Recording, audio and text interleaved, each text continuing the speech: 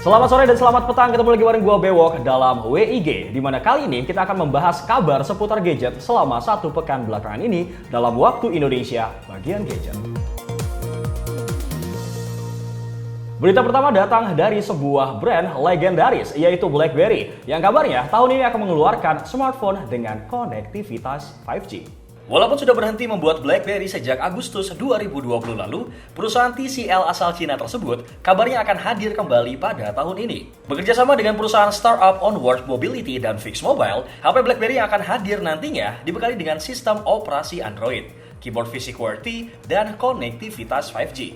Menurut Peter Franklin, selaku CEO Onward Mobility, HP BlackBerry terbaru ini nantinya akan dirilis di wilayah Amerika Utara serta Eropa di tahun ini. Kalau memang benar kabar itu terjadi, nampaknya memang BlackBerry mungkin nanti akan menjadi HP 5G dengan keyboard fisik QWERTY pertama di dunia. Selain Nexian ya kan, dulu juga sama kan Nexian, apalagi sih yang ada keyboard? Asia Slang ya kan ada keyboardnya. Mungkin nanti dia ada 5G. Secara terduga, Telkomsel mendominasi penghargaan pengalaman jaringan seluler di Indonesia. OpenSignal yang merupakan firma riset mobile analitik baru-baru ini mengumumkan operator seluler terbaik di Indonesia. Mulai dari pengalaman kecepatan internet, ketersediaan 4G, pengalaman video, dan bermain game. Dalam analisisnya yang dilakukan selama 90 hari dan mulai pada 1 Agustus 2020 di 28 kota terbesar di Indonesia, OpenSignal melibatkan 5 operator ternama seperti Indosat, XL, Smartfren, Telkomsel, dan juga Tri. Hasil analisisnya menyebutkan kalau Telkomsel menjadi operator seluler yang unggul dalam pengalaman video, kecepatan mendownload, kecepatan mengupload, dan pengalaman cakupan 4G. Beralih pada pengalaman game dan aplikasi suara, ternyata Tri menjadi juaranya apabila dibandingkan dengan para kompetitornya. Lalu untuk ketersediaan 4G, Smartfren menjadi jawaranya dibandingkan dengan Telkomsel, Indosat, XL, dan juga Tri. Sebenarnya agak kurang gak yakin sih ya bro, ini Tri jadi operator gaming yang paling oke bro katanya. Menurut kalian gimana? Apakah kalian yang sudah pakai Tri, menurut kalian pingnya oke gitu, langsung aja tulis di kolom komentar, atau XL lebih oke atau Axis lebih oke? Yuk bisa yang lain yuk. Yuk coba di komen siapa yang paling bagus operatornya. Orbit beda dong. Oh beda dong, ini mah di SP pak. Ingin maju selangkah dari platform sosial media yang lainnya, nampaknya Facebook secara tidak terduga dikabarkan sedang mengembangkan sebuah smartwatch. Menurut laporan yang beredar, smartwatch dari Facebook nantinya akan beroperasi menggunakan OS Android milik Google. Smartwatch tersebut nantinya akan berfokus pada fitur kesehatan dan juga messenger. Untuk fitur kesehatan, nantinya smartwatch ini mampu mencatat berbagai macam jenis olahraga, berkomunikasi dengan pelatih, dan mampu terhubung dengan layanan kesehatan lain. Dan untuk fitur Messenger-nya sendiri, smartwatch tersebut kabarnya langsung akan terintegrasi dengan Messenger milik Facebook. Tapi tak menutup kemungkinan kalau smartwatch ini akan memberikan akses ke pengguna lebih cepat untuk membuka layanan aplikasi media sosial tersebut. Kalau memang benar kabar itu terjadi, nampaknya yuk Facebook bisa yuk vacuum cleaner, setrikaan ya kan, atau apa gitu ya bisa. Jangan dong, nggak usah jarum pentul sih. Ya semoga makin berkembang ya Facebook. Baru-baru ini Samsung kembali merilis produk terbarunya mereka, yaitu Samsung Galaxy F62 di India. Jadi seri terbaru yang diluncurkan oleh Samsung yaitu seri F ini lebih menyasar untuk kalangan menengah dengan baterai jumbo yang menjadi unggulannya. Bahkan tak tanggung-tanggung, produsen elektronik asal Korea Selatan tersebut menanamkan baterai berkapasitas 7000 mAh yang didukung pula dengan teknologi 25 watt fast charging. Walaupun sangat identik dengan kehadiran baterai jumbo tersebut, akan tetapi Samsung tidak melupakan pada sektor jeroannya itu sendiri. Galaxy F62 ini dibekali dengan chipset Exynos 9825, di mana chipset tersebut telah hadir lebih dulu pada flagshipnya Samsung, yaitu di seri Samsung Galaxy Note 10 dan Samsung Galaxy Note 10 Plus. Kemudian chipset tersebut dikombinasikan dengan dua varian RAM storage, masing-masing 6/128GB dan 8/128GB.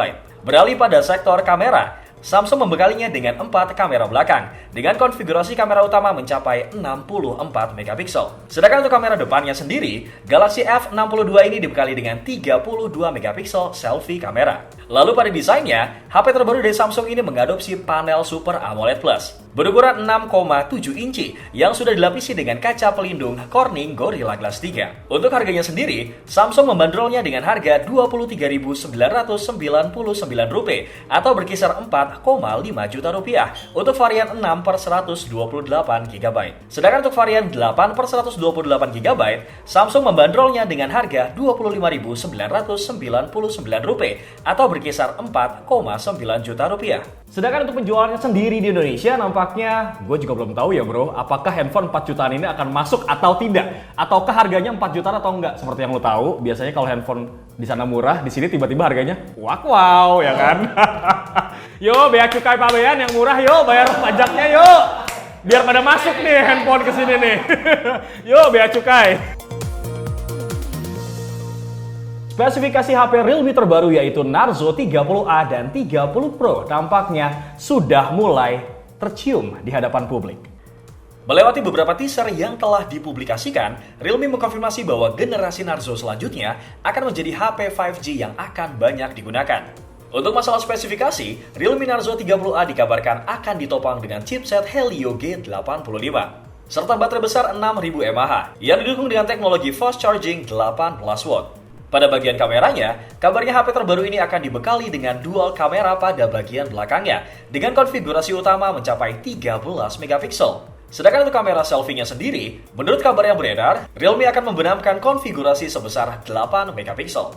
Sedangkan untuk Realme Narzo 30 Pro nantinya akan ditopang dengan chipset MediaTek Dimensity 800U serta baterai berkapasitas 5000 mAh yang sudah didukung dengan teknologi 30 watt fast charging. Lalu pada bagian kamera, Realme sendiri kabarnya akan membekalinya dengan rear kamera dengan konfigurasi utama mencapai 48 megapiksel. Beralih ke sektor harga, Realme Narzo 30A sendiri dikabarkan akan dibanderol seharga Rp10.000 atau berkisar 1,9 juta rupiah. Sedangkan untuk Realme Narzo 30 Pro, sampai saat ini belum terdapat bocoran lagi soal harga yang akan dibanderol oleh pihak Realme. Jadi alangkah baiknya lebih baik kita tunggu saja kedatangan Realme Narzo 30A dan 30 Pro. Tapi sebenarnya gue belum tahu sih kapan pastinya gitu ya dan harganya berapa. Mungkin aja cuma 30A yang masuk atau 30 Pro yang masuk. Tapi bisa kali ya bisikin dikit gitu harganya supaya nggak mengecewakan bro. Ya sih bisik-bisik tetangga. Turun nih maaf. Brand asal China, yaitu Xiaomi, kembali menghebohkan dan menggocek brand-brand lain dengan meluncurkan produk terbarunya mereka yaitu Redmi 9T.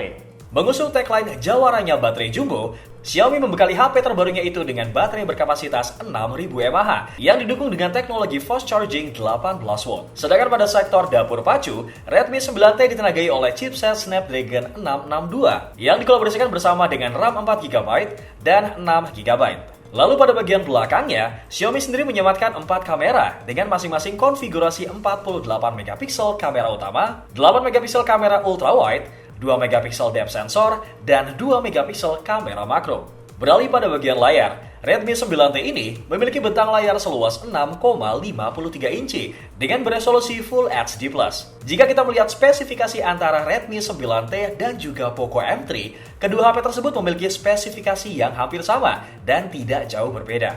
Sedangkan untuk harganya sendiri, Redmi 9T di Indonesia dibanderol dengan harga perkenalan 1,8 juta rupiah untuk varian 4/64 GB. Dan 2,2 juta rupiah untuk varian 6/128 GB. Kalau misalkan memang speknya tidak jauh berbeda dengan Poco M3, ngapain lu flash sale ngebeli Poco M3? Udah gitu belinya di Tengkulak, harganya mahal ya kan? Sabar bro. Lu bukan ada produk emang? Ada. Mana? Buat giveaway tapi. Nih, buat giveaway. Beberapa waktu yang lalu, Poco X3 Pro akhirnya mendapatkan sertifikasi secara resmi dari beberapa negara. Dengan hal itu, mengisyaratkan kalau versi Pro tersebut akan hadir dalam beberapa waktu dekat ini. Menurut kabar yang beredar, Poco X3 Pro nantinya akan dibekali dengan Wi-Fi dual band, fitur NFC, dan hanya memiliki konektivitas 4G LTE. Bahkan juga terdapat sebuah laporan kalau HP terbaru ini sudah terlihat di situs websi.cheer yang menunjukkan kalau peluncurannya di India akan segera hadir. Dengan kode nama VU dan juga Bima, Poco X3 Pro ini dikabarkan akan dibekali dengan Snapdragon 855. Lalu pada sektor kamera, HP ini juga dibekali dengan pengaturan 4 kamera belakang dengan resolusi utama mencapai 48 megapiksel. Tapi yang sangat disayangkan, tidak terlalu banyak bocoran yang beredar mengenai spesifikasi yang akan ditawarkan oleh Poco X3 Pro ini. Sepertinya di bulan ini akan semakin membangongkan ya, karena semakin banyak brand yang merilis produknya mereka. Seperti Redmi 9T, ada Narzo 30 series ya kan, ada Poco X3 Pro. Kamu pilih yang mana? Makin Atas. Makin banyak kerja. Setelah banyak bocoran yang beredar, akhirnya Asus secara resmi mengumumkan HP gaming terbarunya mereka yang akan rilis di bulan Maret 2021.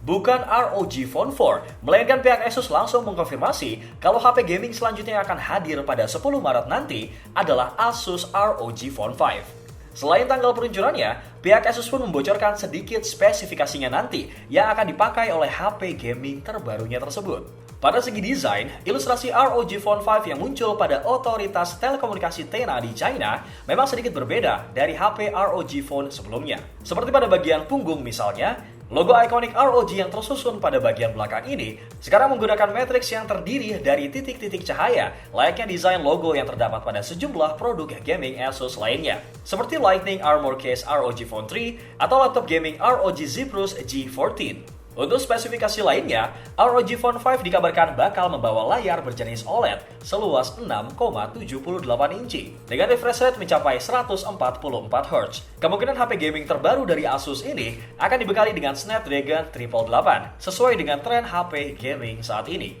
Dan untuk kamera belakangnya sendiri, akan ada 3 kamera belakang dengan resolusi kamera utama mencapai 64 megapiksel.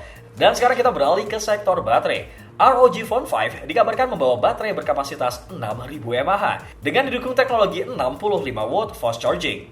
Dan akhirnya Raja Gaming kembali sudah memijakkan kakinya di bumi. Tapi apakah harganya down to earth juga? Pasti mahal kan bro? Namanya ROG gitu kan? Ya udahlah. Sebelum kita berlanjut ke kabar terupdate berikutnya, Beok mau ngingetin kalau misalkan kalian tertinggal kabar-kabar terupdate dari minggu-minggu sebelumnya, alangkah baiknya kalian masuk ke channel YouTube Facebook, kemudian masuk ke playlist WIG atau Waktu Indonesia bagian gadget. Samsung Mobile Indonesia baru-baru ini mencengangkan karena telah menurunkan harga dari produk series E-nya mereka di Indonesia. Berdasarkan laman resmi Samsung Indonesia, terdapat 3 HP seri A yang akan diturunkan harganya. Antara lain ada Samsung Galaxy A31 varian 6/128GB dengan harga awal 4,3 jutaan, sekarang menjadi 3,5 jutaan. Lalu ada Galaxy A51 6/128GB dengan harga awal 4,4 juta, sekarang menjadi 4,1 juta. Dan ada Galaxy A71 8/128GB dengan harga awal 6,1 juta, sekarang menjadi 5,5 juta. Penurunan harga tersebut terjadi dikabarkan karena pihak Samsung sendiri akan merilis HP seri A terbarunya mereka dengan beberapa tipe yang terdiri dari Samsung Galaxy A32, Samsung Galaxy A52, dan Samsung Galaxy A72. Untuk masalah spesifikasinya sendiri, Galaxy A32 ditopang dengan layar seluas 6,5 inci. Dengan poni yang memuat kamera selfie beresolusi 13 megapiksel. Sedangkan untuk kamera belakangnya sendiri, HP ini dibekali dengan 4 kamera belakang. Dengan konfigurasi masing-masing 48 megapiksel untuk kamera utama, 8 megapiksel untuk kamera ultrawide, 5 megapiksel untuk kamera makro, dan 2 megapiksel untuk depth sensor. Dan untuk masalah harga pada saat peluncurannya di Eropa, Galaxy A32 dibanderol dengan harga paling murah, yaitu €279 atau berkisar 4,7 juta rupiah. Dengan performa yang didukung chipset MediaTek Dimensity 720, serta beberapa varian RAM yang mulai dari 4 sampai 8 GB.